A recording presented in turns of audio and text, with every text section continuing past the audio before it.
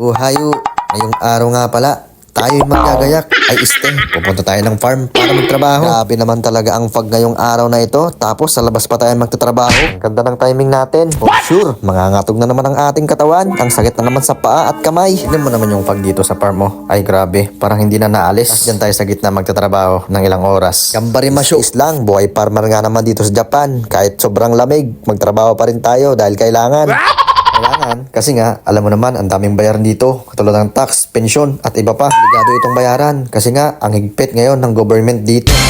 Kung akala ninyo, malaki ang sahod sa Japan, hindi yan totoo. Kaya lang totoo, halos kalahati ng sinasahod mo dito napupunta lang sa mga bayarin. Lalong-lalo ngayon, ang higpit na. Lalong-lalo na sa mga foreigner dito. Ay grabe, mukhang pinag-iinitan. Ay, charot lang. Siguro nga, dahil nga marami na daw foreigner dito sa Japan, ayon sa news, 3 million na daw kasi foreigner dito, kaya nagigipit sila. Tapos kwento ko lang, no, share ko lang, no, kasi noon, maraming mga foreigner, aminin na natin, ang hindi na mga nagbabayad sa mga bayarin dito. Samoy? Samoy.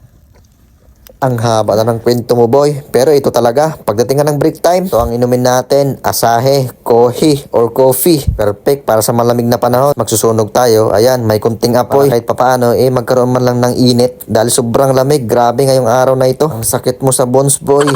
Kaya kung ikaw nagbabalak na pumunta dito sa Japan para magtrabaho bilang isang trainee, not expect too much. So yun lang, Johnny, follow for more.